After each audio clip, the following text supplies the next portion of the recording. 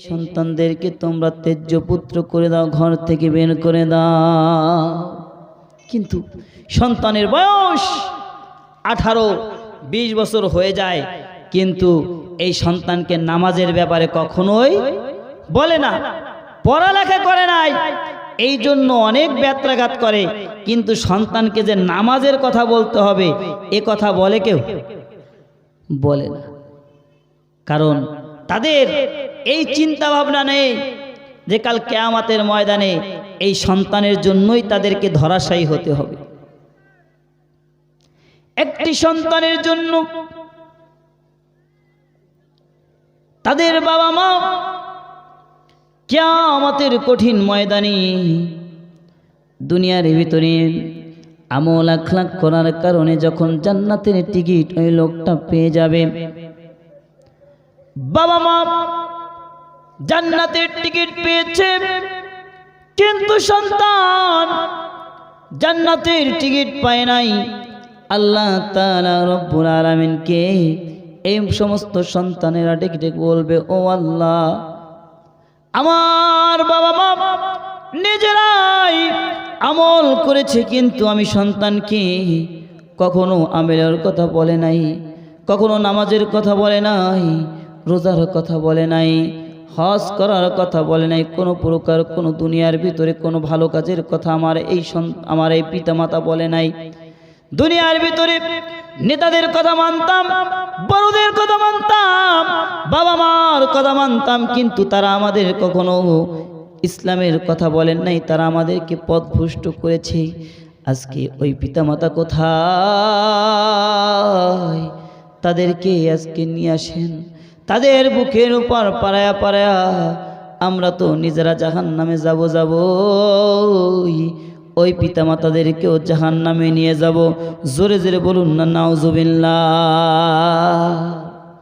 আপনি হাজী সাহেব আমল করে করে জান্নাতে ব্যবস্থা করেছেন, জান্নাতের টিকিট পেয়েছেন, কিন্তু আপনার এই সন্তান জাহান্নামে যাবে আর আপনি জান্নাতে যাবেন, এটা কখনো হতে পারে না।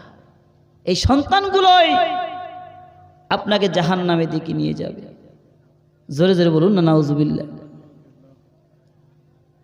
আমার ভাইরা, আমার বাবাজিরা, এরপরে সন্তানদেরকে ঠিক সময়ে যখন তারা বালেগ হয়ে যাবে, সন্তানগুলো যখন বিবাহের উপযুক্ত হয়ে যাবে, সন্তানদেরকে বিবাহ দেওয়ার দরকার আছে না নাই? পিতার 20 বিঘা 30 বিঘা সম্পত্তি রয়েছে, এরপরেও সন্তানদেরকে বিবাহ দিতে চায় না, বলে বিবাহ করে কি খাওয়াবি? আছে না এক শ্রেণীর মানুষ, ঠিক কিনা বলেন? আচ্ছা বলুন তো, যে মেয়েটা আপনার ঘরে আসছে, ওই মেয়েটা কি তার যে রিজিকের ব্যবস্থা, সমস্ত মানুষের রিজিকের ব্যবস্থা করেছেন কে? আল্লাহ তাআলা। ওই মেয়েটা আপনার ঘরে আসছে, তার রিজিক সে নিয়েই আসবে, ঠিক কিনা বলেন? তার রিজিকের চিন্তা আপনার করার দরকার নেই। আপনার সন্তান বিবাহের উপযুক্ত হয়েছে, আপনার সন্তানকে ঠিকমতো টাইমে আপনি যদি বিবাহ না দেন, এই সন্তান যত অপকর্ম করবে, খারাপ কাজ করবে, এই সন্তানের গুনাহের একটা ভাগ আপনার আমলনামায় আসবে কি আসবে না? আসবে। এই জন্য বাবাদেরকে বলবো, বাবা যাদের সন্তানের বিবাহের বয়স হয়েছে, সন্তানদেরকে বিবাহ করিয়ে দিবেন ইনশাআল্লাহ। আমার ভাইরা, আমার বাবাজিরা, এরপরে সন্তানের প্রতি পিতা মাতার একটি হক হলো সন্তানকে জায়গা জমির ভাগ ঠিক মতো করে দিতে হবে। আল্লাহ তাআলা রব্বুল আলামিন বললেন, ইউসিকুমুল্লাহু ফি আওলাদিকুম লিযযাকারি মিথলু হাযযিল উনসায়াইন। সন্তান যদি ছেলে হয়, সে যতটুকু পিতামাতার সম্পত্তির ভাগ পাবে, একটা কন্যা সন্তান পাবে তার অর্ধেক। তার কতটুকু? অর্ধেক। কন্যা সন্তানকে অর্ধেকটুকু সম্পদ দেওয়ার দরকার আছে না নাই? বর্তমানে যতদিন পর্যন্ত সন্তান, এই কন্যা, এই বোন যতদিন পর্যন্ত এই সম্পদ না চায় ততদিন পর্যন্ত ভাইয়ের কাছে ভালো থাকে। যেই সম্পদ চায় এই মনে করেন খারাপ হয়ে গেল, ঠিক কিনা বলেন? এই বোনের মতো খারাপ আর কোনো মহিলা নাই। প্যারা হাজিরিন, আরেক শ্রেণীর বাবা আছে যে ছেলেটাকে একটু বেশি ভালোবাসে, এই ছেলেটাকে পুরো সম্পত্তিটুকুই দিয়ে দেয়, ভালো ভালো সম্পত্তিটুকু তারে দিয়ে দেয়, আর যত প্রকার যে ফাঁকা জায়গায় চকের ভিতরে যত নরমাল সম্পত্তিগুলো আছে এগুলো দেয় তাদেরকে, যে সন্তানের প্রতি তার ভালোবাসা নেই। মেয়েদেরকে তো কিছু পিতা আছে তারা সম্পদের ভাগই দিতে চায় না। এই সমস্ত মানুষদের আল্লাহর দরবারে দাঁড়ানো লাগবে কি লাগবে না? আসতে বলবে না, লাগবে কি লাগবে না? লাগবে। বিচারক সেদিন যিনি থাকবেন তার কাছে কি ৯-৬-এর কোনো ব্যাপার আছে? আমাদের সমাজে তো বর্তমানে বিচার টাকায় কেনা বেচা হয়। কিসে কেনা বেচা হয়?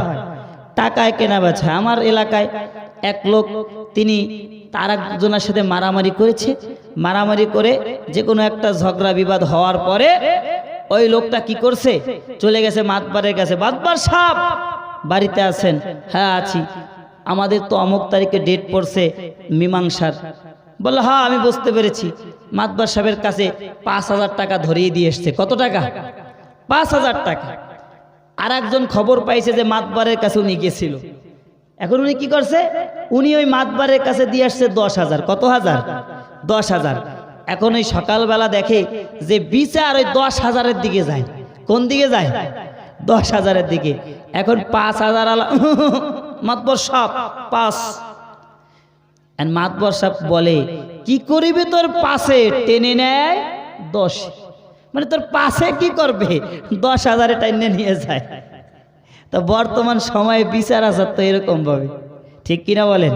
কিন্তু কিয়ামতের ময়দানে যিনি জজ থাকবেন, যিনি বিচারক থাকবেন, তার কাছে কি কোনো রকম ৯-৬-এর কোনো কায়দা আছে?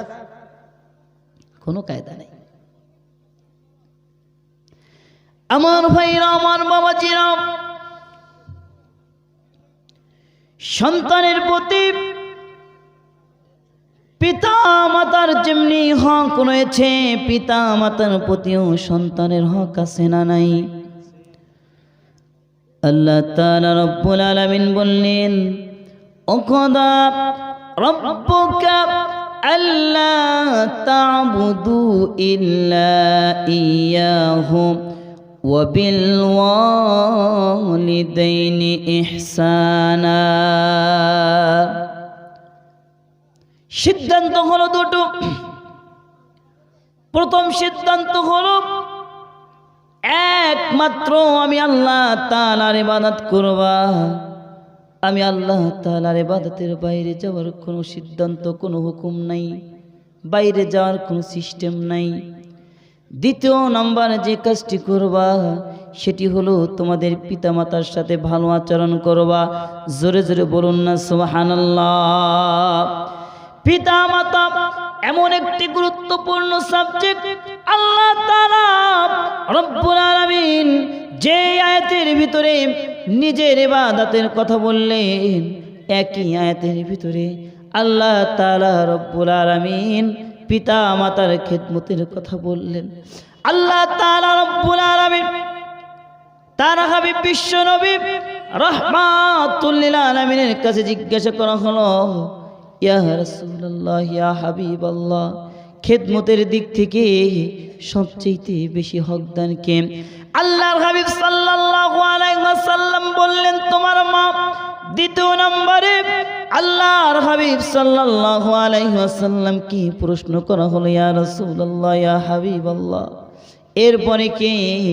বললেন তোমার মা। তৃতীয় নম্বরে যখন আবার জিজ্ঞাসা করা হলো, ইয়া রাসূলুল্লাহ, ইয়া হাবিবাল্লাহ, তৃতীয় নম্বরে কে? বললেন তোমার মা। চতুর্থ নম্বরে যখন জিজ্ঞাসা করা হলো, ইয়া রাসূলুল্লাহ, এরপরে কে? বললেন তোমার বাবা। একটা মা সন্তানের প্রতি এমন দয়া, এমন ইহসান, এমন কিছু ভালোবাসা একটা মা সন্তানের প্রতি দেখায়, পৃথিবীর কোনো বাবার প্রতি যা দেখানো সন্তান সম্ভব নয়। একটা মা তার গর্ভে যখন একটা সন্তান চলে আসে, গর্ভে সন্তান চলে আসার পরে সন্তানের পা দুটো থাকে মায়ের কলিজা বরাবর, সন্তানের পা যখন কলিজা বরাবর থাকে, সন্তানটা যখন একটা লাথি মারে কোনোখানে না লেগে ডাক্তারের সায়েন্স বলে সরাসরি মায়ের কলিজায় লেগে যায়। এরপরে যখন লাথিটা মারে, মা দাঁড়ানো অবস্থায় থাকলে বসে পড়ে, বসা থাকলে দাঁড়িয়ে পড়ে, এরপরে গড়াগড়ি করে। একটা সন্তানকে জন্ম দিতে একটা মা কত কষ্ট করে। সন্তান জন্মের সময় ডাক্তারের সায়েন্স বলে একটা মানুষ যদি 45 ইউনিট পেন যদি কোনো মানুষের কষ্ট সহ্য মানে কোনো কষ্ট অনুভব হয়, ওই লোকটা হয়তো বেহুশ হয়ে যাবে, না হলে দুনিয়া থেকে চিরবিদায় নেবে। কিন্তু একটা মা একটা সন্তান জন্ম দেওয়ার সময় কমসে কম 57 ইউনিট পেনের চাইতেও বেশি কষ্ট সহ্য করে। জোরে জোরে বলুন না আল্লাহু আকবার। এরপরে যখন একটা সন্তানকে জন্মগ্রহণ করায়, কলস কলস রক্ত বের হয়। এত কষ্ট সহ্য করার পরেও যখন একটা সন্তান হয়ে যায়, সন্তানের চেহারাটা যখন দেখে মা, সন্তানের চেহারা দেখার সাথে সাথে সমস্ত প্রসব বেদনা ভুলে যায়। জোরে জোরে বলুন না সুবহানাল্লাহ। জন্মের পরে দীর্ঘ 2টা বছর সন্তানকে দুধ পান করায়, একটা রাতও ঠিক মতো ঘুমাতে পারে না। সন্তানের পাছার নিচে হাতটা দিয়ে রাখি, কখন আমার রাতের বেলা প্রস্রাব করে দিবে। ভিজা জায়গায় যদি থাকে, ভিজা জায়গায় থাকার কারণে